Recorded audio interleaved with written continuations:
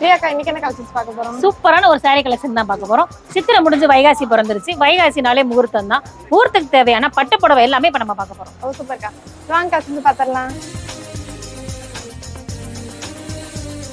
இப்போ நம்ம வீடியோல பாத்துக்கிட்டாங்க முகூர்த்த பட்டு சாரீஸ். அக்கா சாரீஸ் எல்லாமே என்ன ரேஞ்சில கொடுத்துட்டு இருக்கோம்? இந்த சாரீஸ் எல்லாமே 2200 ரூபாயில இருந்து 2640 வரைக்கும் கொடுத்துட்டு இருக்கோம். ஓ சூப்பர்க்கா. அக்கா சாரில ப்ளவுஸ் இருக்காக்கா? வித் ப்ளவுஸோட தான் கொடுத்துட்டு இருக்கோம்.